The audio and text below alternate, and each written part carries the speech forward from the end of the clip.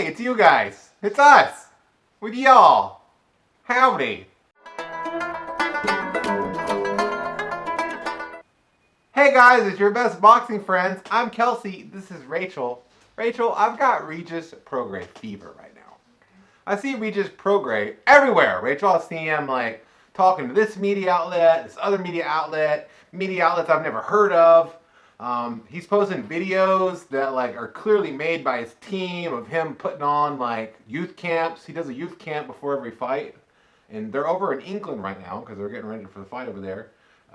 For the final of the World Boxing Super Series against Josh Taylor. And when I see Regis Prograis, Rachel, I see a guy that's going places.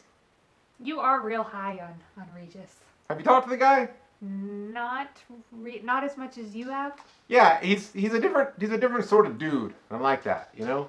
Like, you can tell that Prograis came from a situation that was difficult, right? He had to leave New Orleans. He was a transplant. He was virtually like alone here because of some family issues. And it forced him to take the bull by the horns, so to speak, and like get after his life and choose what he wanted to be. And his trainer, Bobby Benton, told me he saw Prograis when Prograis was like a youngster out there, like a teenager, up early in the morning jogging because he knew he wanted to be a world champion one day. Mm-hmm. I first saw Regis Prograis on a local card here promoted by Lou Savarese. Lou Savarese, former heavyweight contender, one of the better local promoters, or actually the best local promoter here in Houston.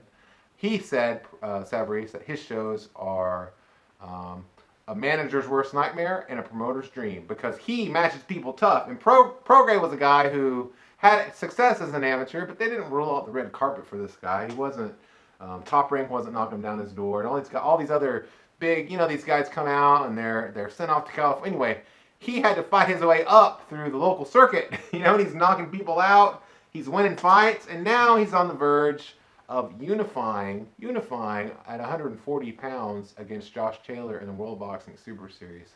I'm super excited about that. I love stories in boxing like this, especially when it's from people that kind of come out of nowhere, that show like the testament of will and courage. The same thing, you could say the same thing about Darwin Price, who you do know a little more. In his story, he's an unbeaten 140-pound contender here in Houston. And this guy has left St. Louis. We talked about him a little bit before that. Came down here, believed in himself, believed in what he could do, and now is fighting on TV and making a name for himself. He's got a cool local fan base here and also in St. Louis, where he's from. Prograis has the same thing, local fan base in Houston, New Orleans fan base. He lives out in Los Angeles now. Boxing is an amazing sport. It's full of stories like this, and I just love that. What do you like about it, Rachel? Well, what I am high on is the World Boxing Super Series with this particular division, letting us go through matchups, see the fights, and that we come out with like a guy on top. And so I'm excited that we're at the end of that. We get to see this, and then kind of get to see like whoever ends up being the winner of this, like what they move on to, what they like do with the rest of their career, because this does give them a step up in their career that might not have been there had the World Boxing Super Series not put like this tournament together. Yeah, the winner of this between Regis Prograis and Josh Taylor gets set up nicely to maybe even become undisputed champion of the division. Mm-hmm. That would depend a lot on Jose Carlos Ramirez, the fighter who just beat Maurice Hooker to unify over there. That's the other 140-pounder that's of elite status. And that's another thing that could come along, Rachel, the undisputed status. That's kind of been happening a lot lately, it seems like, right? We had Terrence Crawford do it at 140 a couple years ago, which was the first time in a long time. Right. Because it requires 4 different belts. And then Usyk did it in the World Boxing Super Series. And now we might have somebody on their way there. Well, I'm just excited that I like that the World Boxing Super Series goes through and they're able to pick out like these weight classes, because there's there's always going to be a handful of weight classes where maybe you don't know any of the like people in that division, or they don't all have like a lot to lose. So we've talked about this before. They can't come through and set up a tournament in the heavyweight division. Ain't going to happen. There are 3 to 4 guys at the top that have too much to lose, and they're not going to lose it in a tournament.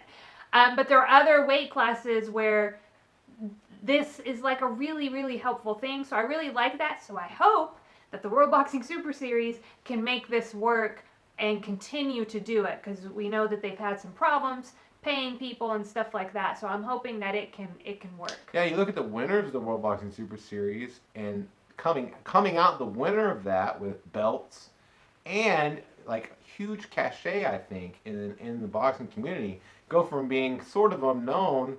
Callum Smith was pretty unknown, and now he's generally considered the best 168-pound fighter in the world. Alexander Usyk, he's setting the world on fire. So Yeah. exciting to see Prograis and Taylor fight in the final of the World Boxing Super Series. The winner of that fight, both of them are really great, excellent, undefeated young fighters. Awesome that they're fighting each other. The winner of that's going to be a big deal. And the winner of that, I'll tell you what, the winner of that, we will allow you to come on our show, Real Talk with Kelsey and Rachel. And if you want, you can like, comment, subscribe while you're at it. Yes, and make sure, if you're watching right now, that you like, comment, and subscribe. Thanks. Bye. Bye-bye. All right. Okay.